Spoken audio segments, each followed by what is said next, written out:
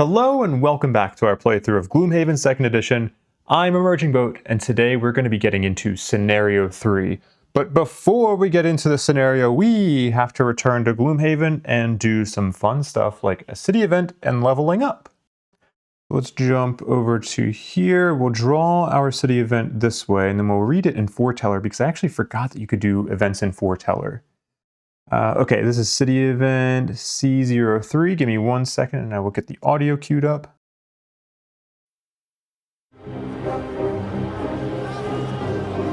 An enthusiastic crowd has gathered around a lone magician in the new market. She adeptly produces silks and snowbirds from an empty hat, divines a merely thought-of card, and finds coins behind the ears of nearby children. The building audience is delighted by her presentation, clapping and laughing at her jokes. It is time for the main event! Children and the sensitive or infirmed, I invite you to look away. All other viewers, behold! She dramatically rips a red curtain off a painted wooden box. The sides are pierced to the hilt by a dozen curved swords embedded in every direction. She opens a pair of padlocks on the side to reveal the interior. Sure enough, blades occupy every available space, leaving no room for much else. She begins to draw the swords one by one, demonstrating each is real and solid with a firm twang against the cobblestones. Now, I'll need a full-sized corporeal volunteer. Quattrels, vermlings, aesthers, and harrowers, you can sit this one out. Option A. Raise your hand. Option B. Watch the trick closely to see how it's done.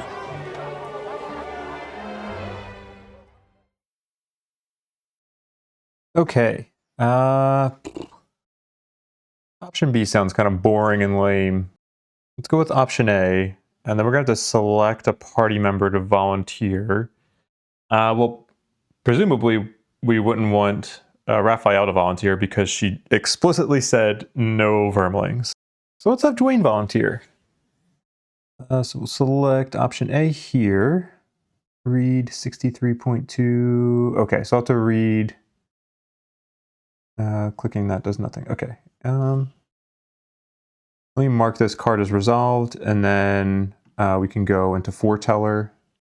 I hit an error in Foreteller, so I'm just going to read this one the old-fashioned way. 63.2. She picks you out of the crowd and invites cheering as you approach the box. Under cover of the applause, she whispers to you without moving her smiling lips, "Follow the instructions inside and you'll be fine." Back to full volume, she addresses the crowd again. "Our brave volunteer is ready to enter the Iron Maelstrom." She loads you in, shutting the door behind you. As you hear the padlock snapping shut, a panel dislodges, revealing a difficult but possible body position for you in lines on the wall. "And now we will begin to insert the sharpened swords." So here we have a trait check for our character. We need to look at Dwayne's traits and see if he is chaotic.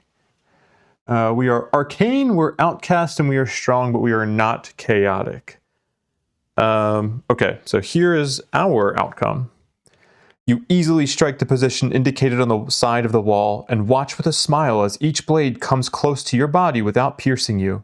From the outside, it undoubtedly looks impossible.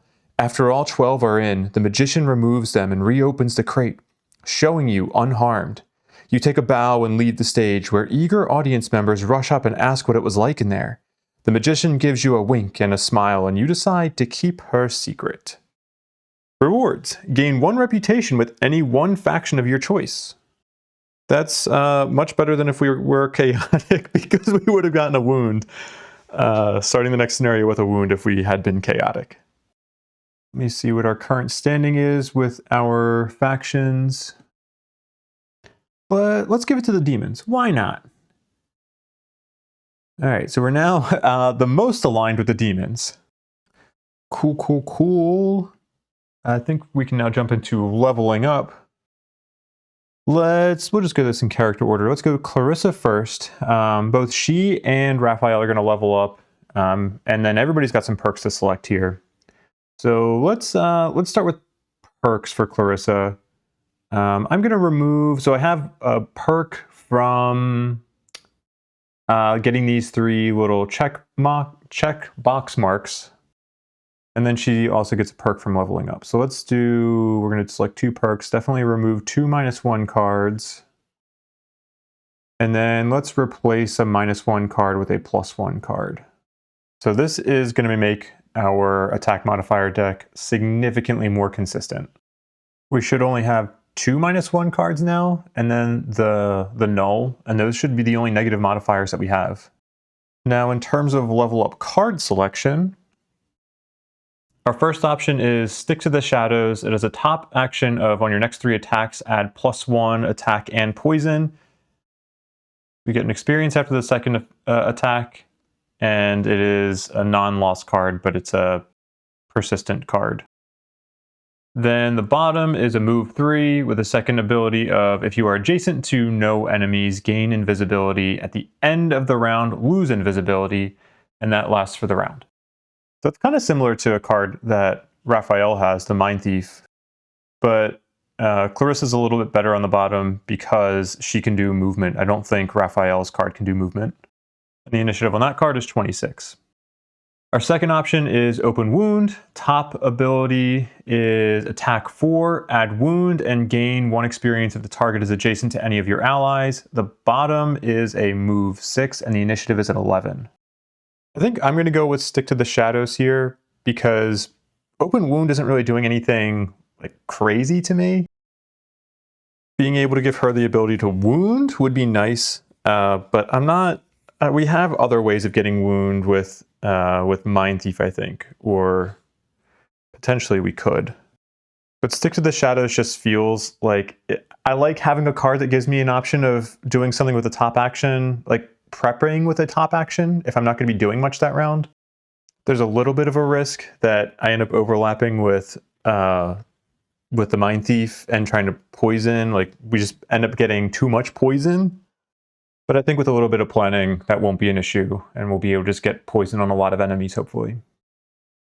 So, yeah, I'm going to take, Stick to the Shadows, but I could see justification for taking either of these, honestly. Then, while we're on Clarissa, let's actually have her donate 10 gold as well to the Sanctuary of the Great Oak, so she can get, 2 Bless cards? But doing that will also help us to work towards getting higher prosperity sooner. Okay, now let's jump over to Raphael, who also gets to level up and get some perks. He will actually get 3 perks because he just completed a mastery, he leveled up, and we actually have 4 checkboxes complete because he did the Wallflower perk twice, or Battle Goal, I should say. So let's do this top perk twice. Replace 2 -1 cards with 1 + 0. After the attack ability, control the target, move 1 card. I'm primarily doing that to get rid of the -1 cards in the modifier deck because now we should just have a -1 and the -2. And the little ability for after the attack ability card, oh my gosh, I can't talk. Control the target, move 1. That's just a nice little sweetener. Then I think we're going to take the ignore scenario effects and add 1 +1 rolling modifier card. I can't remember how many of the scenarios in this one have negative scenario effects, but this is usually kind of like a nice eat your vegetables kind of perk, where it can be really great to be able to ignore those scenario effects. And getting that +1 rolling modifier card is good. Yeah, I don't know. The other one I think I would have been considering even though I'll probably end up trying to go for like a negative condition build. I think I would still want to prioritize these replace +0 with a +2 card, because in order for this to pay off more than this one, you would need to have more, you'd have to have at least 2 negative conditions on the target. So I think with this one, you're going to get a little bit more consistency out of it. Now let's take a look at Raphael, aka the Mindthief, level 2 ability cards. First up, we have Fearsome Blade, which is an attack 2, push 2, and curse. And if you consume ice, then you get to add an additional 2 attack and gain an experience. So that's potentially an attack 4, push 2, curse, which is awesome. And then the bottom is a wound in range 1 and then move 4. And that goes at 27 initiative. Then for our other option, we have Hostile Takeover, which has a top action of attack 2 at range 4 and immobilize and generate cold, and a bottom action, it's a loss action, and it persists for the round. Place a character token on a normal or elite enemy within range 4. This round, during that enemy's turn, it treats its enemies as allies and its allies as enemies, with you controlling its abilities. It generates a dark, you get 2 experience, and that goes at initiative 9. I'm torn on this one. I think this is a tougher choice for me, I think, than the Silent Knife card was.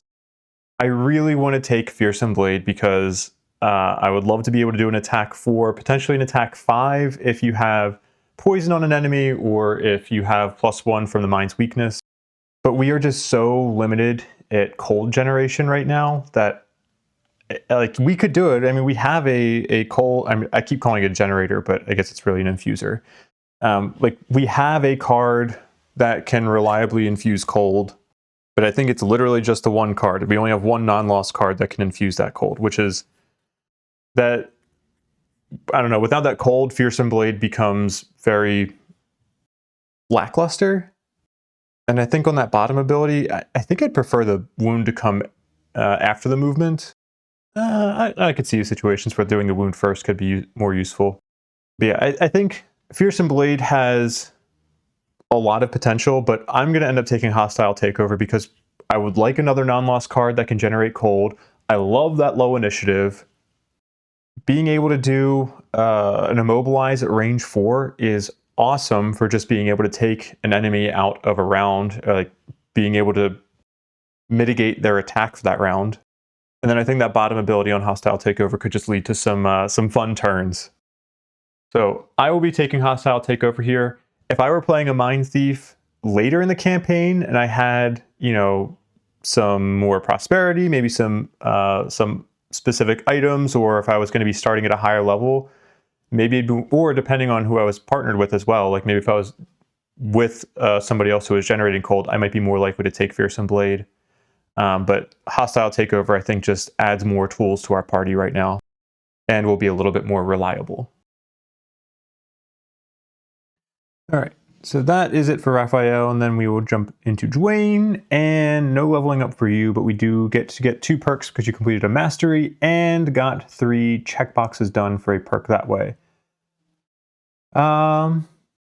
Yeah, I think this will be pretty easy. Let's do replace 1 -2 card with 1 +0 card, and then let's replace 1 -1 card with a +1 card. And Raphael is going to be saving up his gold for some enhancements, but let's have Dwayne donate 10 gold to the Sanctuary of the Great Oak. And actually, let me make sure that their modifier decks are actually getting updated. Yeah, it looks like that's not done automatically. So we're just going to add 2 bless for Dwayne and 2 bless for Clarissa. Scenario 3 takes place up north of Gloomhaven in the Copperneck Mountains, so we will have to do a road event here. Let's go to Event Effects, Draw Road Event. This is R05. Let me pull this up in Foreteller.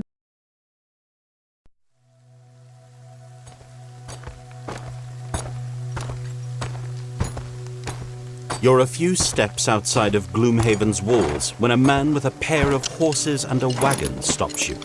He flashes a broad, inviting smile. Care for a ride to your destination? Anywhere you want to go? Just 5 gold.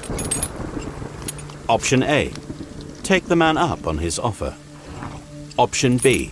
Take your chances on the road.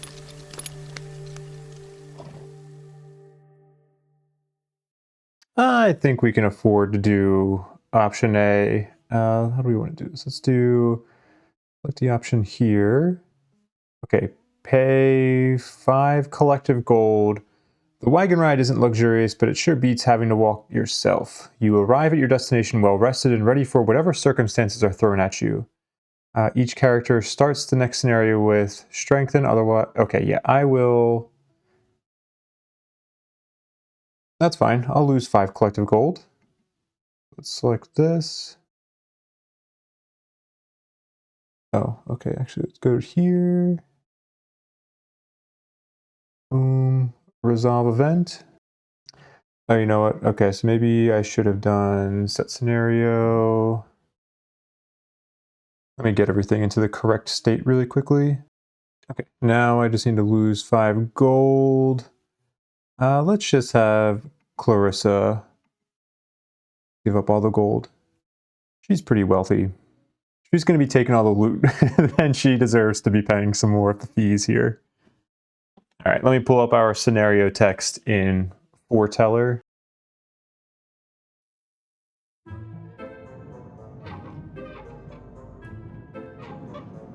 You stand before the Crooked Bone, a derelict tavern on the edge of the sinking market, where you were told a magic ghost lived who might be able to help you learn more about the strange elemental rift you discovered in the cultist's lair.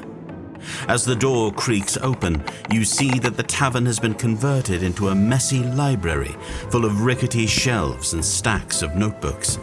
You step in to get a closer look, but a sharp voice stops you.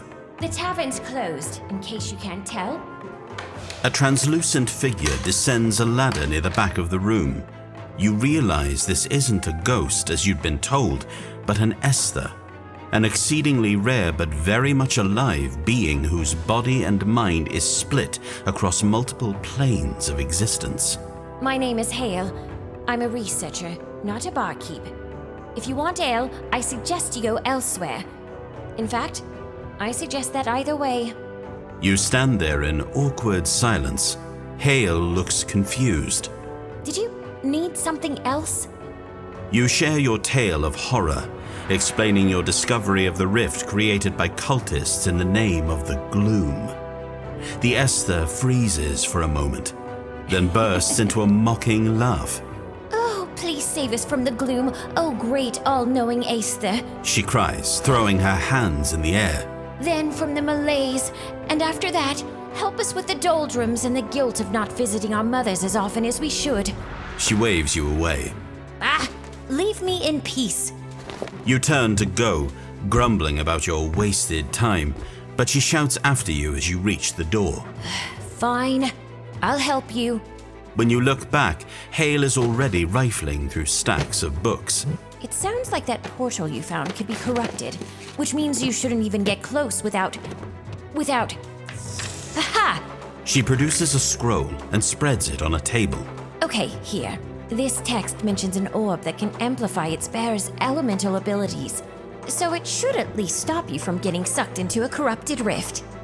Go get it. Bring it back here. The Esther calls, already turning away. And then I'll see what I can do about your gloom problem. She laughs again, but you could swear you heard a tremor in her voice. Her directions aren't easy to follow through the piling snowdrifts of the Copperneck Mountains, but you eventually find the opening to a dark, narrow stonework tunnel. Someone carved this, you're certain, though clearly it was long ago. You duck in to take shelter from the snow and notice wolf tracks leading deeper in. It's not a good sign, but you're definitely not going back out into that blizzard. You light your torches and enter.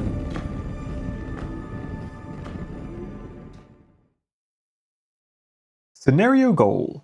The scenario is complete when all enemies in it are dead. At the end of that round, read section 5.3.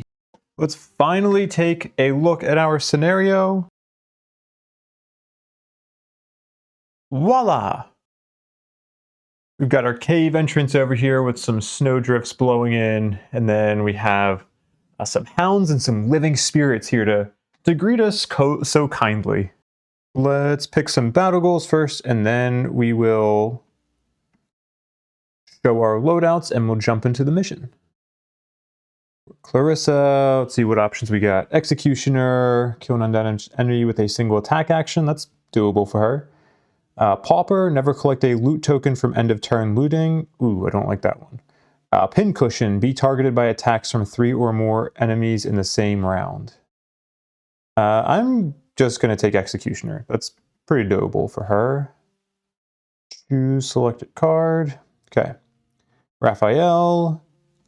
Shirker, kill an enemy not adjacent to you while you are adjacent to another enemy. Assistant, kill an enemy attacked by any of your allies earlier in the same round. Or Assassin, kill an enemy before it takes its first turn. 2 checkmark one is always very tempting. How much health and shield do the living spirits have? Elite has 4 health with 3 shield. Regular has 3 health with 2 shield. Man, that 2 checkmark is so tempting, but I'm just going to go for Assistant. I think that should be fairly easy to do. Okay, and then what about for Dwayne? We have Cleaner, collect 3 or more loot tokens in the same turn. We have Slayer, kill 2 or more enemies in the same round. And then we have Recluse, never end your turn adjacent to any other character. Gain 1 additional checkmark for 4 characters. Let's do Slayer. I think that's doable for him. Yeah. Choose selected card. You know what? These wolves the hounds only have 8 health. I'm going to change my battle goal with Raphael. Let's try to go for Assassin. Let's just do it. All right, so Clarissa had Executioner, Raphael has Assassin, and Dwayne has Slayer. Now let's take a look at our loadouts, and then we'll get into the action.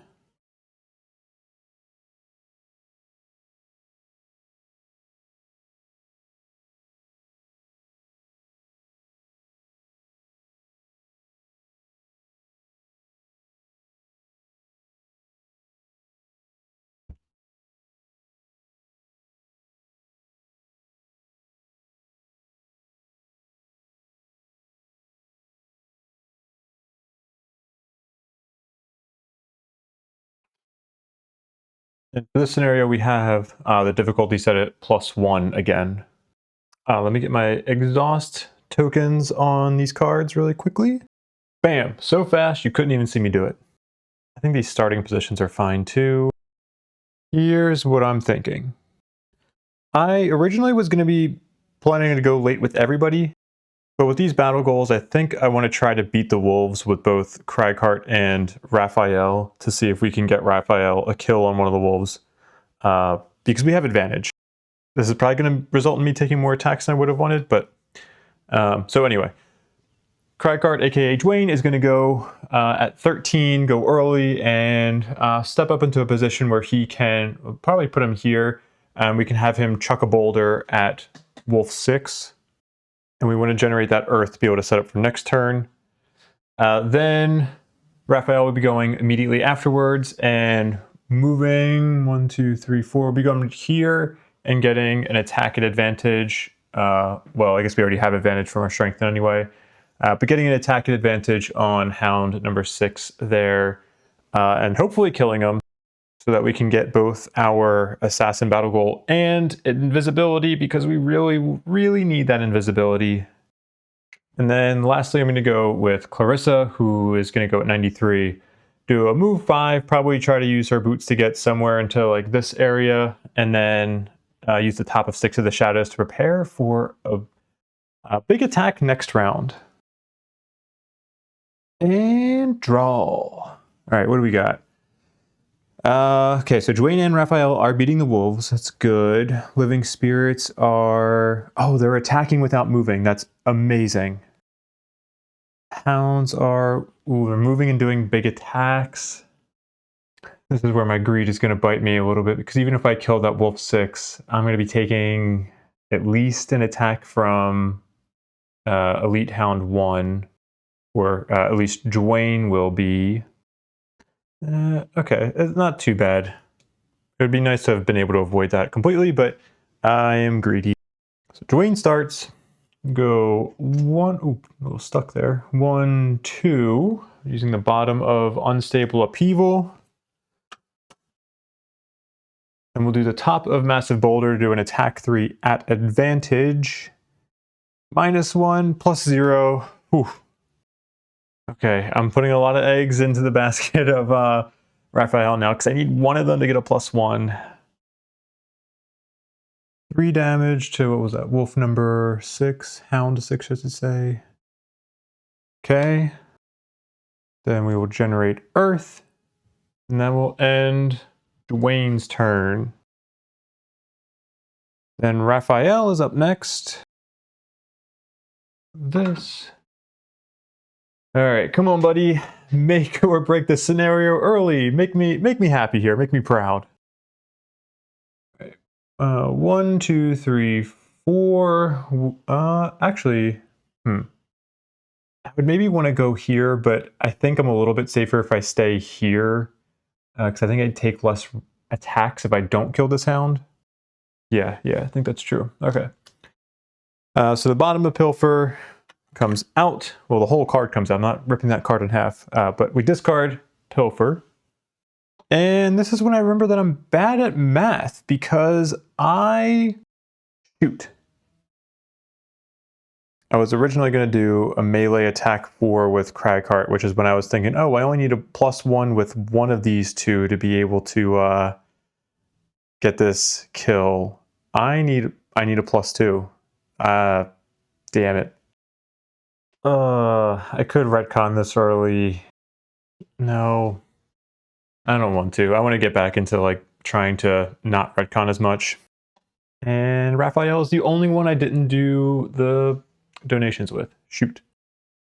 All right. We'll attack 3 at advantage. Rolling modifier +1. Okay. So I needed. Let me double check. I need to double check advantage with rolling modifiers because I forget how that works. Okay. Yeah. So I do get to draw one more. All right. Come on. +1 or ×2. +1 or ×2. Come on. +1, baby. Fuck yeah. Unless I did math wrong again, that's 5 damage, right? Yes, it is. Oh my god, my ass just got saved there. We'll call this even for all the nulls that I drew in the last scenario. That's 5 damage to hound number 6. Amazing, amazing, amazing. And we're going to get invisibility there on Raphael. This is discarded. Remove this hound and replace him with a little loot token. And that will end his turn, and that is a great example of poor planning and bad math being made up for by dumb luck. Our living spirit friends are not going to do anything. They're just going to sit and attack nothing at range 3. And their turn. Then our hound friends go. Hound 1 will act first, go 1, 2, and do an attack 5. Okay, attack 5, +1. Ooh, that's 6 damage off the bat. That is a big hit to Dwayne. That's a big hit. I think we'll be all right, though. Also, before I forget, let me mark Assassin as completed for Raphael. Then we'll have hound number 3 go 1, 2. And then the normals can only move 2, right? Yeah, okay. So you move 1. Actually, do I want to group you up any differently? Nah, this is fine. Okay, hounds are done, and that will leave Clarissa. This. Clarissa is going to use the bottom of Sinister Opportunity for a move 5. We're going to use our winged shoes as well to add jump. We go 1, 2, 3, 4, 5. Actually, let's go here, because I think the hounds have an ability that lets them attack without moving, right? So this at least keeps us safe from that. Discard Sinister Opportunity. And then we will use Stick to the Shadows. On your next 3 attacks, add +1 attack and poison. Character marker there. Cool. Unfortunately, we're wasting the strengthen for her, but that's fine. Work is done. Next round. Also, I need to move this coin really quickly. Put that in the wrong spot. For this round, I'm going to have Clarissa go super early and add Pierce 2 to all of her ranged attacks, and then use throwing knives to hopefully take out at least one of those living spirits, maybe both, but unlikely to be both. Raphael will go early as well and do a little bit of damage on, probably using the bottom of Withering Claw to do control one enemy on one of the, maybe this elite hound, and maybe trying to do an attack on that elite hound. So, you know, we get some retaliate damage on those on Elite Hound 3 and some actual damage on Elite Hound 1. And using the top of Hostile Takeover to immobilize one of the hounds. And then Dwayne will probably be going after the hounds. The hounds have really early initiatives, but they're kind of hard for me to predict right now because I don't remember how early those initiatives are. So I'm just going to be trying to use the top of Dirt Tornado to get a little bit of damage on all three of these hounds. And then I'm just doing this bottom of Crushing Grasp to generate another Earth element, although I may end up just turning that into a default move too if I need to. But I'm a little concerned about the hounds because the hounds go super early. The hounds I think could go before even Clarissa, and I just want to be able to spread out some of the hound damage between Clarissa and Raphael. Let's jump over here and draw. Oh, I didn't even set initiatives. Whoops. There we go. Also, side note, I did consider trying to go late with Raphael to be able to make better use of that invisibility. I don't like going early for this, but because Dwayne took such a big hit on that last round, I don't really want to risk Dwayne taking multiple attacks here. All right, so now we draw. Okay, so hounds are going after Clarissa and Raphael. I think that's good. I think I wanted that. Those elites are doing a pretty big attack, so I should definitely try to avoid that if possible. And living spirits also have a fairly beefy attack as well. All right, well, let's start with Clarissa. We're going to use the bottom of Venom Shiv to get Pierce 2 to all of our ranged attacks this round.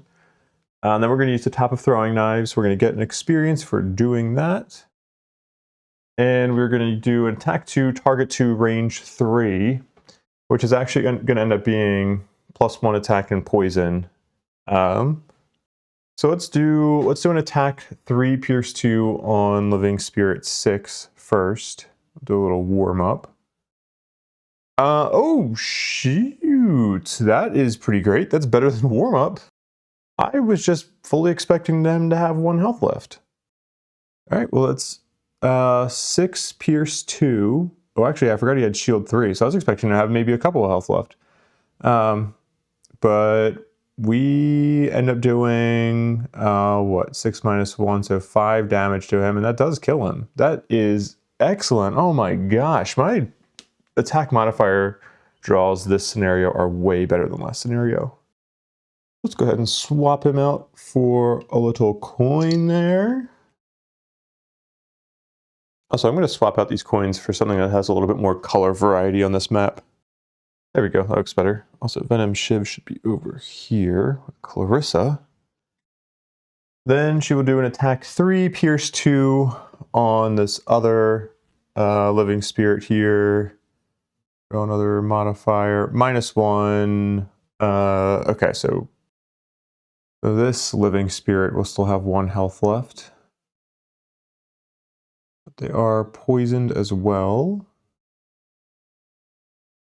Okay. And then we used up 2 charges of Stick to the Shadows. And so we'll get an experience from that as well. Boom. Oh, not 2, just 1. And that will end that turn. Go to Raphael next. We'll use the top of Hostile Takeover to do an attack 2, immobilize on Hound 3.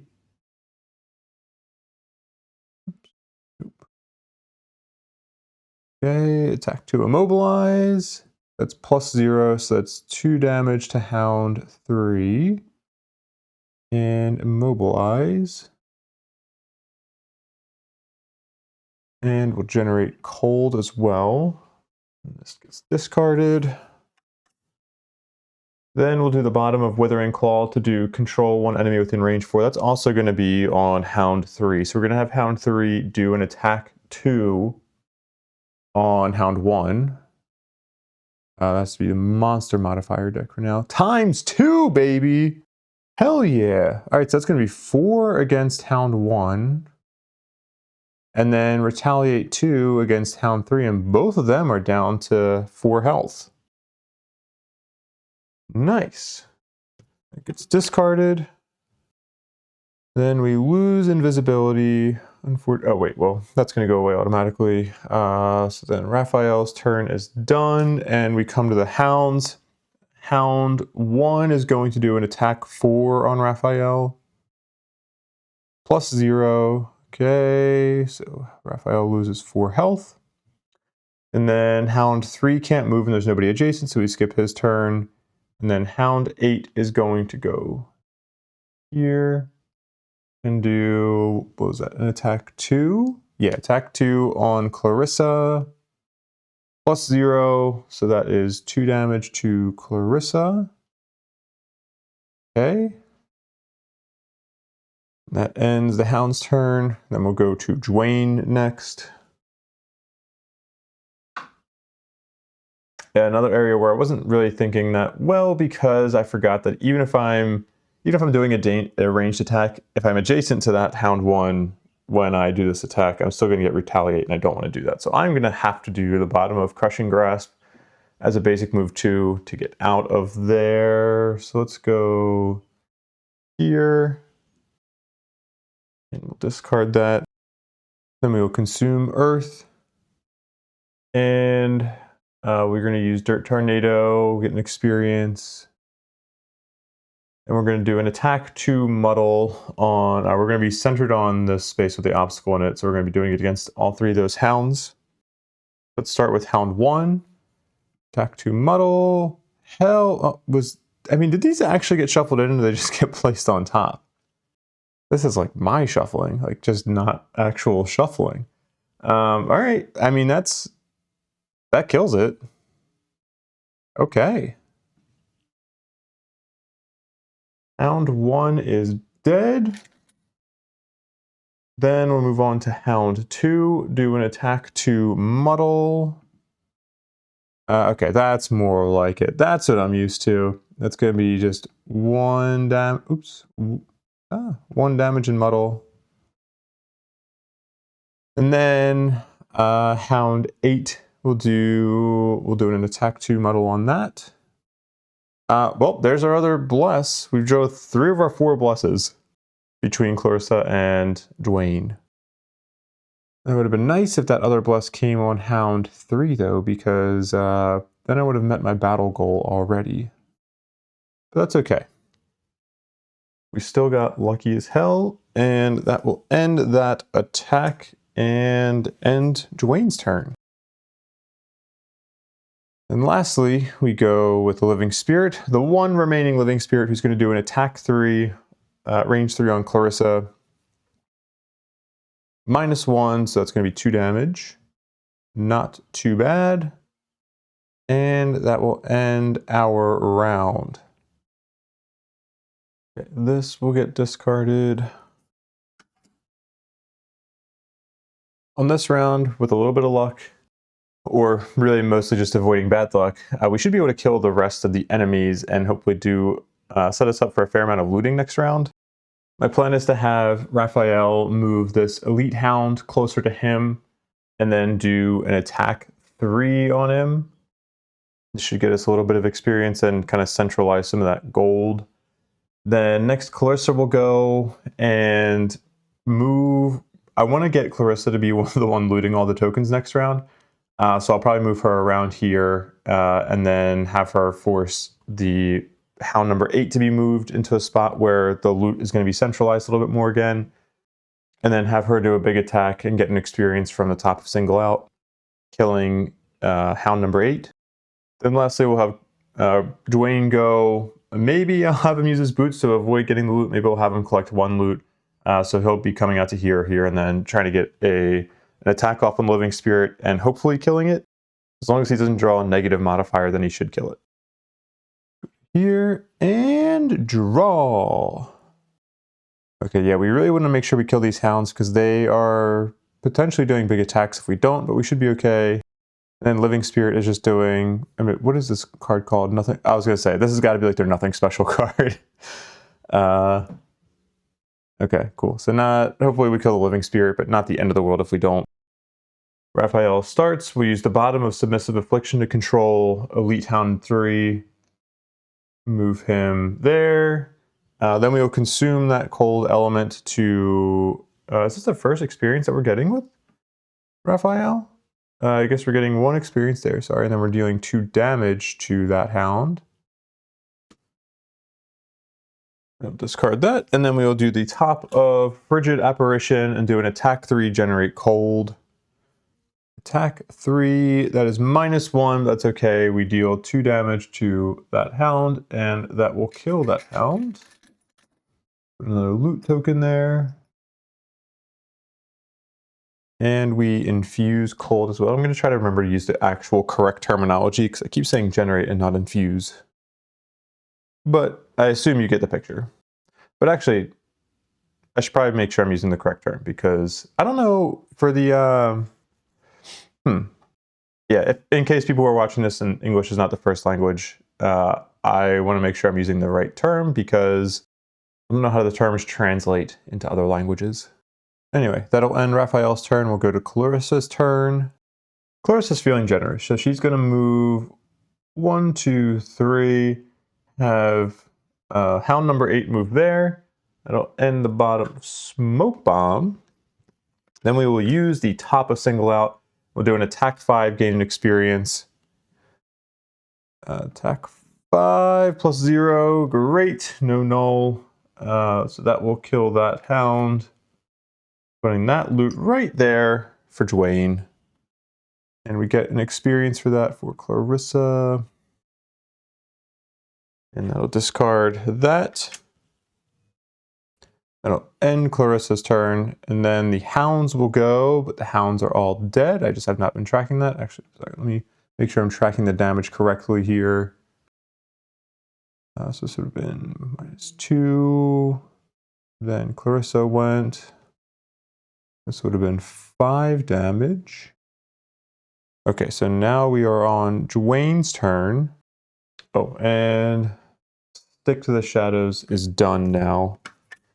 3 attacks with that.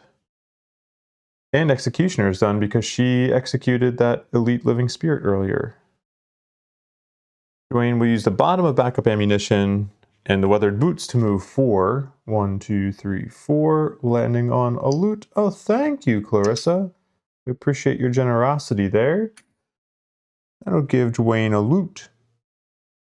And then we'll do an attack 2 at range 5, which is actually going to be an attack 3 because that is poison. Dang it. That is not going to do anything. Uh-oh. This could actually be bad for Dwayne to take this. Well, Clarissa's actually going to be the one taking this attack. Okay, we'll discard both of these.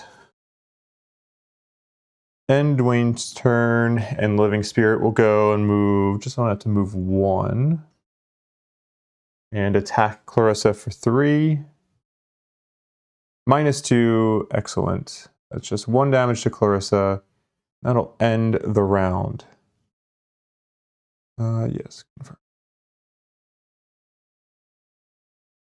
For this round, Clarissa's going to go just collect some money. Then Raphael is going to go and hopefully be the one to kill that Living Spirit, because if we don't kill the Living Spirit there, that's going to be annoying. He's also just going to focus on getting a little bit of experience too. And then Cragheart's going to go and do some healing this round and prepare for more healing next round. And draw.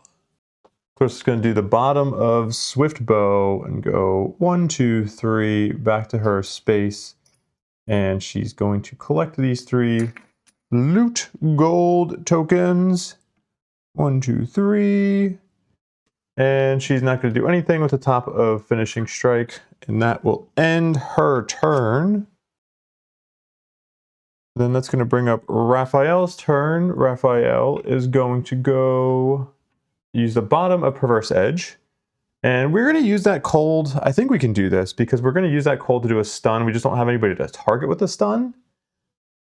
And then we can gain experience. Like, I think you can do this because I think a valid strategy would be trying to make sure that you're consuming the cold in case, or consuming an element to avoid another enemy using that element. I could be wrong on this one though, so let me know if I am wrong. I'll have to look this one up later. I couldn't find a quick answer to it. But for now, we're just going to do it. So we're going to consume that. We're going to get an experience. We're going to skip being able to stun somebody. No, actually, it doesn't feel right to do this. Yeah, okay. I'm going to go back.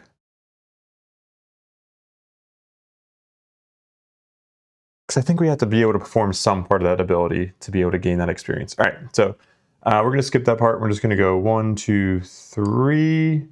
Go there. Discard Perverse Edge, and we will use the top of Psychic Blade. We will definitely get an experience for that one. And we will do an attack 3, which is actually going to be attack 4 because of the poison. So attack 4 Curse. I'm not sure why it's still showing Clarissa there.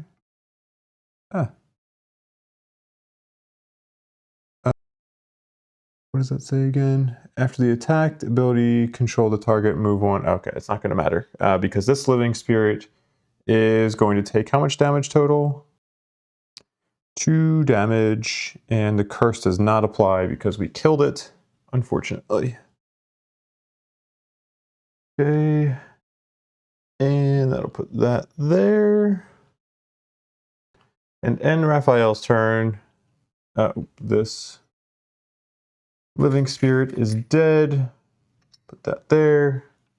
This, go with Dwayne next.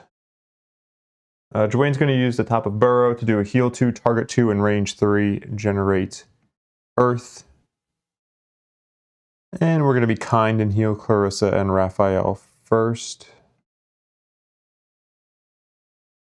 Then we'll choose the bottom of opposing strike to do a basic move 2. Go 1, 2 there. And that'll end that round.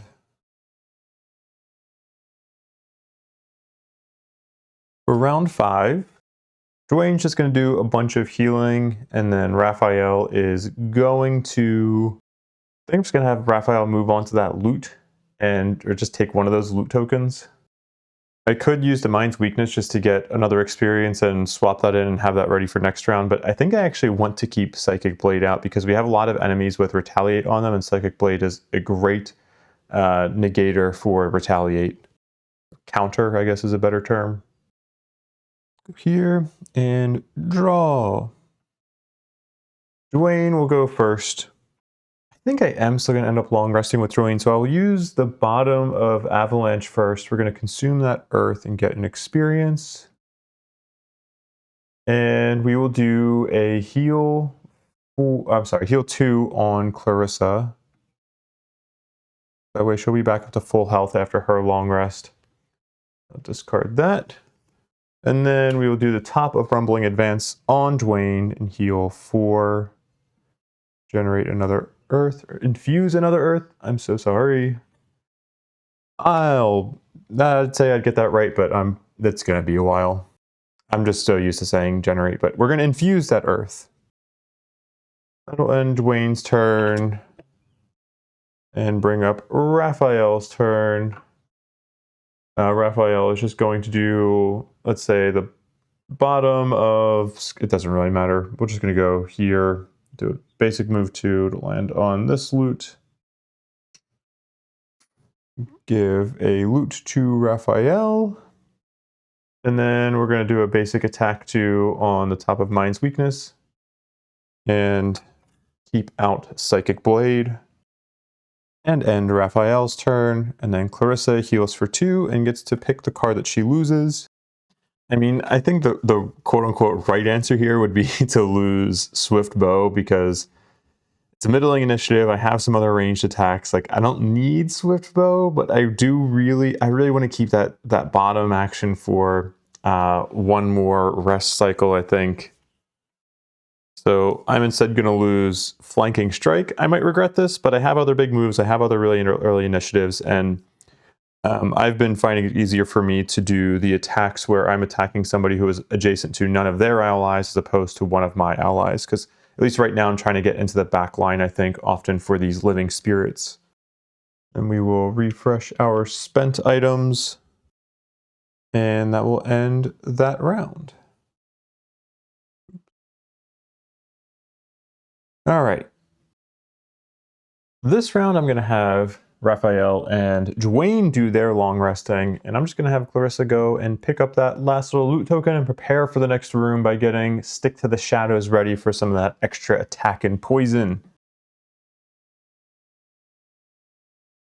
All right, Clarissa, yeah, I mean, this feels like such a waste of smoke bomb, but I like having the exact movement here. 1, 2, 3, 4, and I want to save some of my bigger moves, I think, for the next room.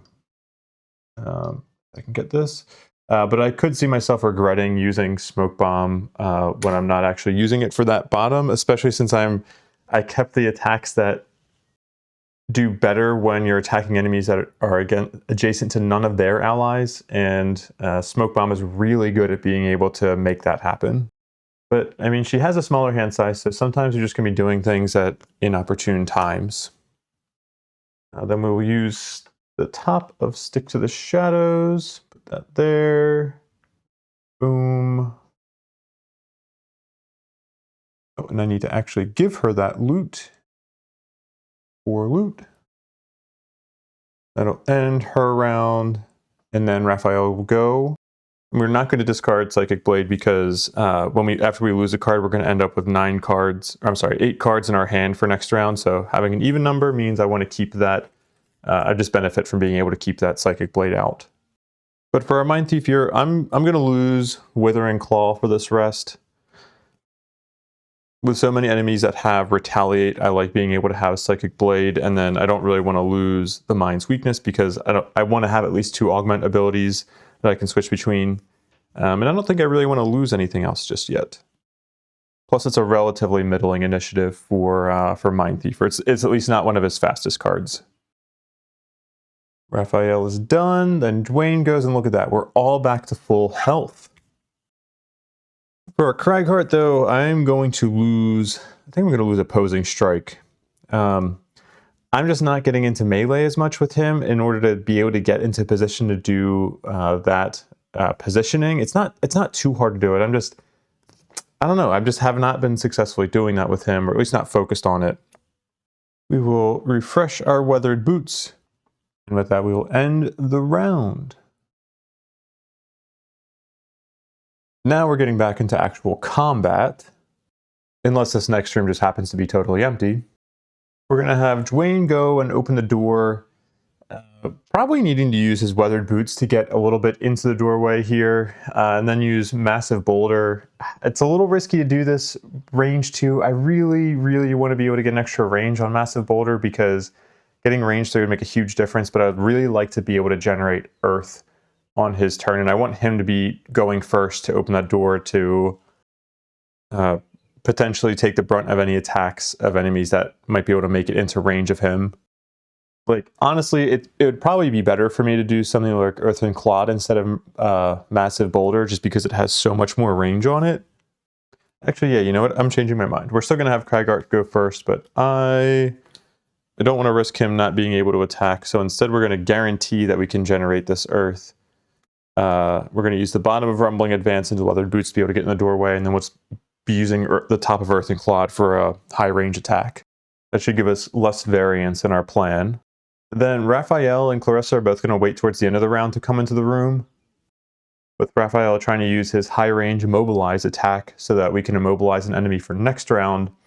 And then Clarissa will be basically, she'll just kind of be waiting to see what the room shows, but I'm anticipating to need to get into the back lines a little bit there. So she'll be using her high movement with Sinister Opportunity, and then just hopefully an enemy is by themselves will single out, but that's not really my priority for this round. It's mostly just about trying to position her for next round. Cut over to this screen and draw. And Dwayne will start. We're going to use the bottom of Rumbling Advance with our Weathered Boots, and we're going to move 1, 2, 3 into this doorway. Go right there. And I will check out that room in a second. Actually, I should check it out in case there's an enemy right in front of that door. Let me jump over to our map really quickly. Boom. Frozen Hollow. Door 1. Boom. Okay, no text to read, just some enemies to set up. Okay, this is not great news for Dwayne. We have more frost demons than I was expecting, and the unfortunate thing is that the elites are going to be doing a move 3, which is going to put both of them in range to be able to do an attack 4 on Dwayne. And those frost demons have so much health. 14 health for the elites? That's crazy. And retaliate 3. All right, so Dwayne is going to finish the bottom of Rumbling Advance. There's no adjacent allies or enemies, but we do generate Earth.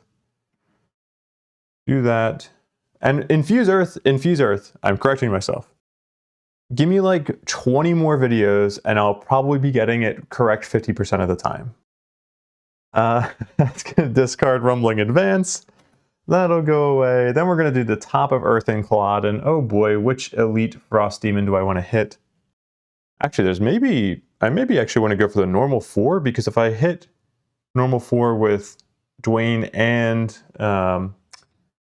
Clarissa, then there's a chance that Clarissa could kill him. So let's try that. That could be nice. So we're going to do the attack 2. That's in range, right? 1, 2, 3, 4, 5. Yes.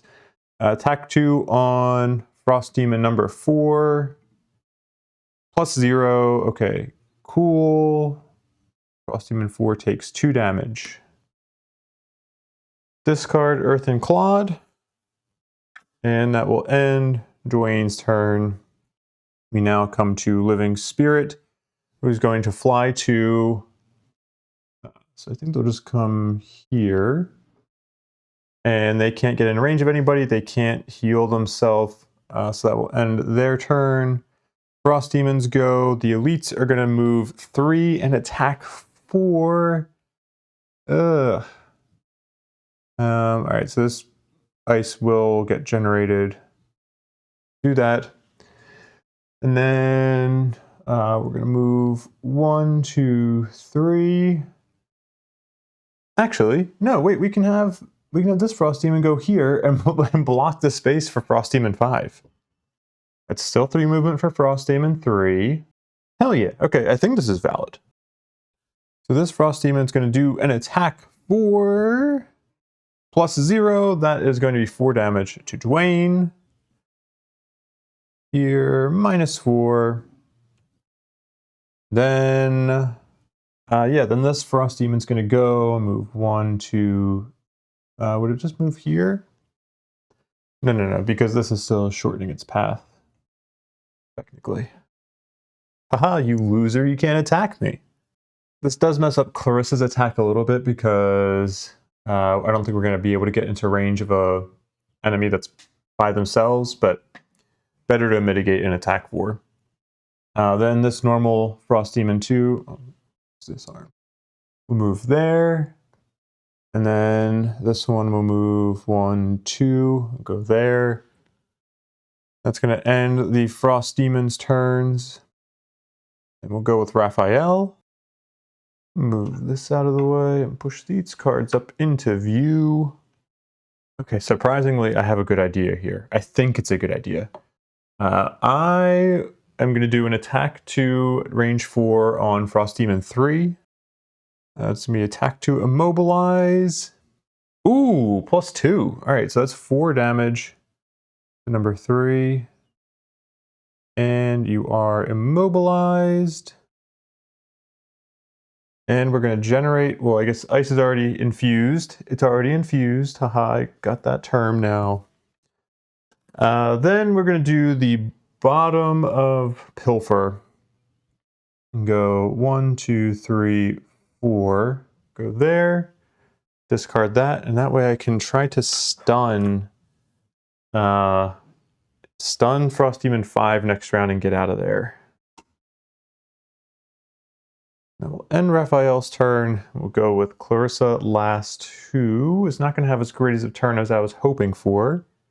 like I said, we wanted to focus on positioning for her. We're going to move 5. Let's use the winged shoes. And we'll go, what, 1, 2, 3, 4, 5. Go here. And discard that. I could choose to not attack here, then not take the retaliate damage, but this is still going to be effectively an attack 4 and poison, so it's still worth it, I think, for the 2 retaliate. So let's do it. We're going to use a charge of Stick to the Shadows. Attack 4 poison on Frost Demon 4. Come on, what do we got? +0? Yeah, okay. So that's going to be 4 damage and poison on you. And then Clarissa is going to take 2 retaliate damage. And we'll discard. And we'll end the round.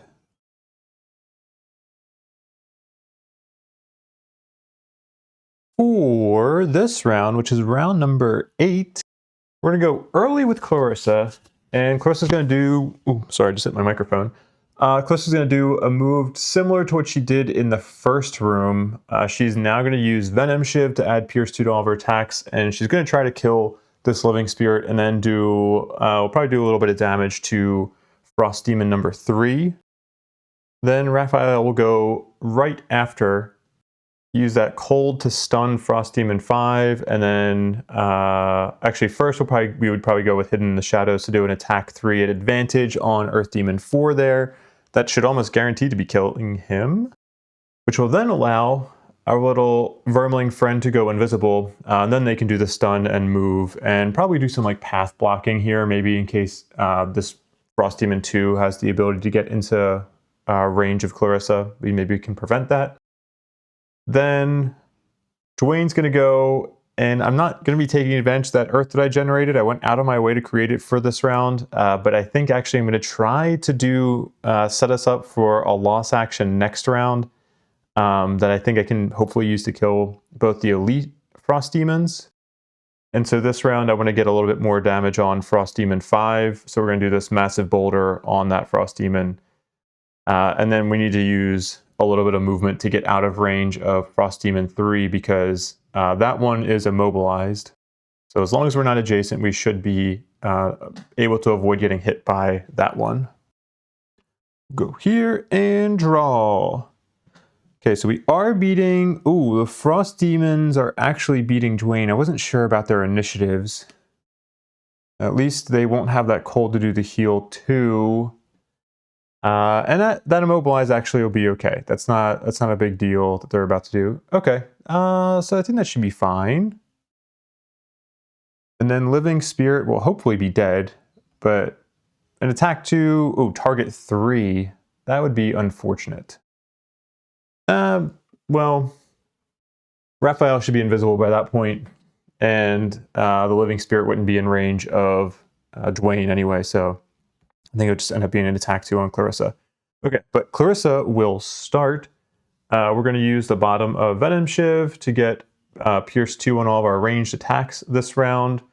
Then we're going to use the top of Throwing Knives to do an attack. What's going to effectively be 2 attack 3 poisons at range 3. Let's get our experience now so I don't forget. And then we're going to do an attack 3, Pierce 2 poison on Living Spirit 3. Draw +1, so it's attack 4, Pierce 2. That should be more than enough to kill it. Yeah, cool. That's 1 extra damage. Great. This Living Spirit is dead. Put that coin there. Actually, we get another experience here because we used the second charge of Stick to the Shadows, and now we're going to use we're going to attack Frost Demon 3 here for 3 and poison. Draw a card. Great. No bonus. Just 2, 3, and poison you. That will discard that, and then that is also going to end up discarding Stick to the Shadows because we used our final charge. I really like Stick to the Shadows. That has been a phenomenal card for this scenario. Clarissa's turn is done. That'll bring up Raphael's turn. And we're going to start with the top of Hidden in the Shadows. And we get to do this attack at range 2, or it's not even range 2, within 2 hexes of you. Because we still have Psychic Blade out. So we're going to do attack 3 at advantage on Frost Demon 4. It's poison too, so that's what, 5 or... Okay, or 8. We're going to do 8, because that's just a ton of damage. Boom. All right. Frost Demon 4 is dead. That there. Then we're also going to go invisible because we killed that Frost Demon. That will end Hidden in the Shadows. We'll discard that. And we will use the ice element here. We will consume that to do a stun. We're going to gain experience. We're going to stun Frost Demon number 5. Stunned. And then we're going to do a move 3. 1, 2, 3. I'm going to be so kind and save that coin for Clarissa. And it'll discard Perverse Edge. Great. That comes out. Raphael's turn is done. Frost Demons go. They are going to be doing stun in range 2. Sorry, not stun. That would be way worse. Immobilize in range 2. So Frost Demon 3 is going to go and immobilize both Clarissa and Craig. Nope, not Craig. Dang it! I did it! I've been avoiding saying Craig. It's just such a common Cragheart name. Dwayne. Immobilized. Boom. And Dwayne, I'm so sorry, man. I don't want to get your name wrong. I have a terrible recollection with names anyway, so don't take it personally. Yeah, that's going to end all of their turns. Cool. Oh, why is that one still stunned? I'll have to see if that goes away because they should not be stunned anymore. Then Dwayne will go. And Dwayne is going to do an attack that we're going to start with top of Massive Boulder. We're going to do an attack 3, range 2. Do a little bit of collateral damage here on Clarissa, but she will forgive us, I'm sure. Yeah. Because I could do a bigger attack with Crushing Grasp, but I don't really want to take that Retaliate 3. Retaliate 3 is so high. Attack 3. Nice. +1. It's going to be 4 damage to Frost Demon 5. 3, 4. And then all allies and enemies adjacent to the target suffer 1 damage, and we're going to re-infuse Earth. I did it right the first time that time. 1 damage to you, and then 1 damage to Clarissa. That will discard Massive Boulder. Then we'll just use the bottom of Crushing Grasp, I think, for a basic move 2 still. Yeah, let's do that. Go here. Boom. And discard that card. And then that is going to end the round. Lowest initiative, or the slowest initiative, I should say, was 35, which is pretty crazy. Oh, wait, nope, sorry, I forgot he was immobilized.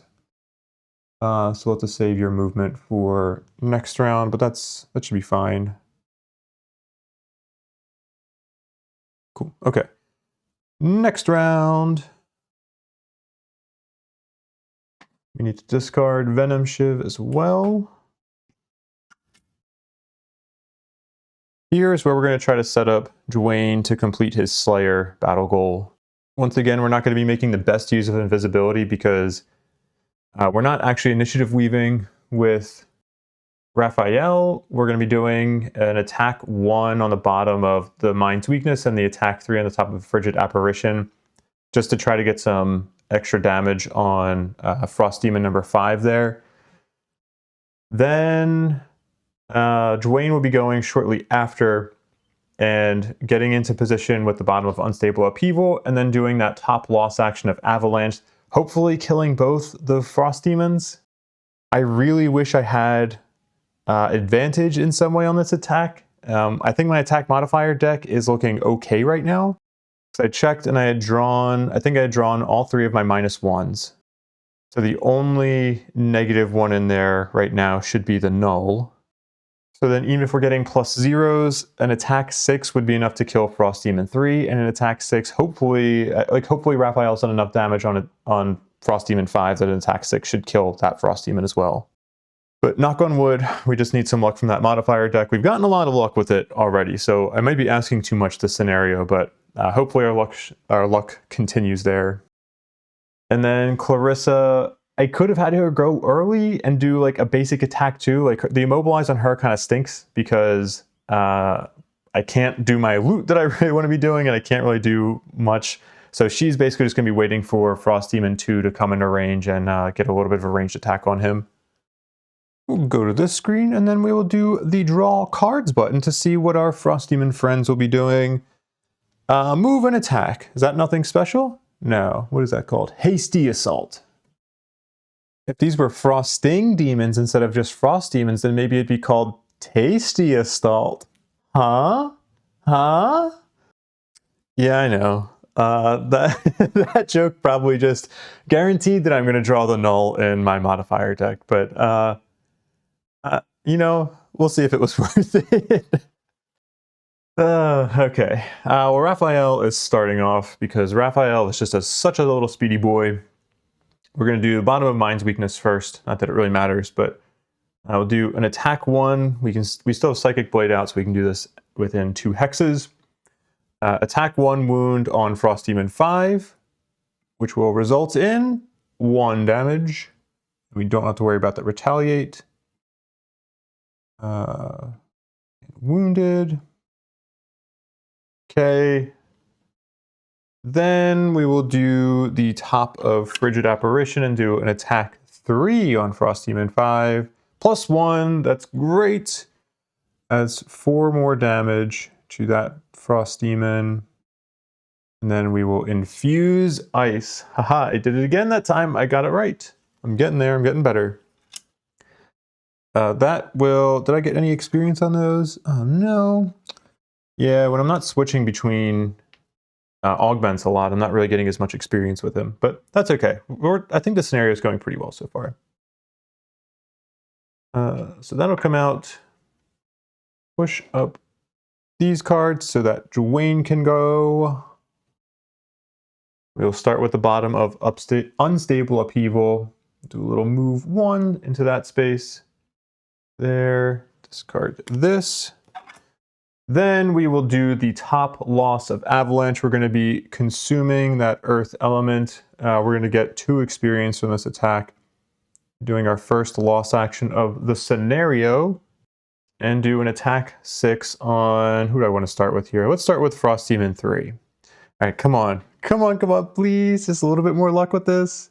Okay, great. That is, 6 plus the poison is 7. That's 8 damage to Frost Demon 3. That is plenty. Okay, Frost Demon 3 perishes, leaving behind that money they've been saving up for so long. Then we'll do an attack 6 on Frost Demon 5. Come on! Nice! Not a null, that's all I cared about. So that is, 6, 7. Just 7 for this one. Just 7 damage. That is amazing. That kills this Frost Demon. Once again, these Frost Demons just all have the same amount of life savings that they keep on them at all times. That is going to complete our Slayer battle goal for Dwayne, and we have been crushing it with our battle goals. I'm so happy about that. And that is going to also lose Avalanche, but totally worth it in my opinion. Cragheart already has a pretty large hand anyway, so losing doing our first loss action at round 9, totally fine. And then, unfortunately, Clarissa can't really do a whole lot here. And by not doing a whole lot specifically, I mean she's going to do nothing, because she's still immobilized and she doesn't have line of sight to that Frost Demon. So, not ideal. But once again, it wouldn't really change a whole lot. I think we'll be able to hopefully melt down this other Frost Demon pretty quickly. But we'll just discard both of those cards and end Clarissa's turn. Then this Frost Demon will do a move 4, 1, 2, 3. Oh, nope, so I can just go 1, 2 there. And they will do an attack 3 on Raphael, +1. That's 4 damage to Raphael. Okay, not terrible. That'll end that round. I'd love to get Clarissa's boots back. I think we're gonna have her short rest because I want her to be collecting coins, and I don't know, I can't justify long resting and spending time collecting those coins. So 1, 2, 3, 4, 5, 6, 7, 8. Yep, okay, that makes sense to me. Shuffle these up. 3, 2, 1. Okay, we're losing Sinister Opportunity. That might be okay to lose. Yeah, let's lose it. I don't know. I don't remember if there's going to be more living spirits in the next room. There probably is. But her most effective, the way she's been most effective in this scenario has been by using the whole Venom Shiv plus Stick to the Shadows plus Throwing Knives combo. That has been awesome for her because it takes care of shielded enemies that other heroes or other mercenaries can't really deal with as much. It's unfortunate though that we have to, we've lost 2 of our move 5 cards. We've also lost our earliest and latest initiatives. But we'll be okay without her. Nope, we need Clarissa. We'll be okay without card. Although maybe that card's a her, maybe it's a him, maybe it's a, who knows? That card is whatever it wants to be. You be you card. I will love you no matter what. And if I don't love you, it's only because you're Sinister Opportunity and I just haven't been able to use you to your fullest. Okay, I'm just going to stop talking. Going into this next round, round 10, we are going to start off with Clarissa, who I maybe try to collect these coins. I think I just want to try to collect as many coins with her as possible. And then she'll also use Throwing Knives just to get a small attack off on that Frost Demon. Then Mindthief is going to go with their last 2 cards in their hand and use the bottom of Submissive Affliction to get some damage off on that Frost Demon. And then we'll scurry. He would love to go on that coin, but he's going to save it for Clarissa. And he'll also get another attack 2 off on that Frost Demon. And then Dwayne's going to go last. I think 61 was the earliest. Yeah, 61 is the earliest initiative I have left for him. He will move 3, attack 3 if needed. But yeah, I would like to go earlier with him to make sure I can try to kill that Frost Demon before they go, but I don't really have that luxury right now. I have some pretty bad initiatives, or pretty slow initiative cards for him remaining.